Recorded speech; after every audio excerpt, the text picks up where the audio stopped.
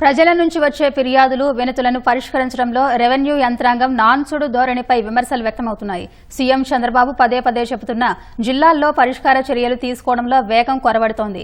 వివిధ మార్గాల్లో గతేడాది జూన్ 15 నుంచి ఇటీవల వరకు రెవెన్యూ శాఖకు సంబంధించి ప్రభుత్వానికి సుమారు 3,53,000 ఫిర్యాదులు రాగా ఇందులో ఇప్పటి వరకు 1,71,000 అర్జీలను మాత్రమే పరిష్కరించినట్లు గణాంకాల ద్వారా తెలుస్తోంది. పరిష్కారమైనట్లు చెబుతున్న వాటిలోనూ కొన్ని అర్జీలపై తీసుకున్న చర్యలు కాగితాలపైనే ఉన్నాయని సమాచారం. వినతులు పరిష్కార చర్యలపై రెవెన్యూ శాఖ ప్రతివారం సమీక్షిస్తూనే ఉంది. బాధితుల వినతులు తహసీల్దార్ల నుంచి వీఆర్ఓల వద్దకు వెళుతున్నాయి. వీఆర్ఓల్లో కొందరు వీటిపై శ్రద్ధ పెట్టకుండానే పరిష్కరించినట్లు చూపుతున్నారన్న విమర్శలు వ్యక్తమవుతున్నాయి. వీఆర్ఓలు ఇతర రెవెన్యూ సిబ్బంది కొరతతో పాటు ఇతర విధుల భారం ఉన్నతాధికారులను ఇబ్బంది పెడుతోంది. రీసర్వే జరిగే గ్రామాలకు కొన్ని మండలాల నుంచి సిబ్బందిని డిప్యూటేషన్పై పంపారు.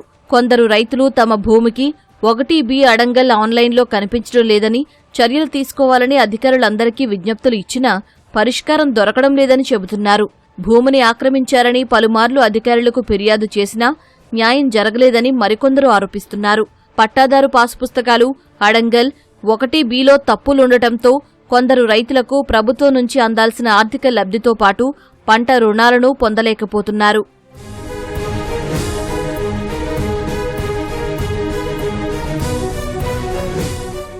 రాష్ట్ర ప్రభుత్వానికి అందిన 3,53,000 ఫిర్యాదులు లేదా వినతుల్లో 1,85,000 రెవెన్యూ సదస్సుల ద్వారా వచ్చాయి. 28 కేటగిరీలకు చెందిన వీటిలో ఇప్పటి వరకు 78,767 మాత్రమే పరిష్కారమయ్యాయి. మరో 1,06,000 పరిశీలనలో ఉన్నాయి. భూ ఆక్రమణలకు సంబంధించిన ఫిర్యాదులు 83%, ప్రభుత్వ భూ ఆక్రమణలపై 80%, భూ కేటాయింపులకు సంబంధించి 73% వరకు ఉన్నాయి. కొన్ని ఫిర్యాదులు రీసర్వేకు చెందినవి. ఫిర్యాదుల పరిష్కారంలో పార్వతీపురం, పాలకొండ, శ్రీకాకుళం, పలాస రెవెన్యూ డివిజన్లు బాగా వెనకబడ్డాయి. ఫిర్యాదుల పరిష్కారంలో విజయవాడ, తిరువూరు, చీరాల డివిజన్లు ముందు వరుసలో ఉన్నాయి.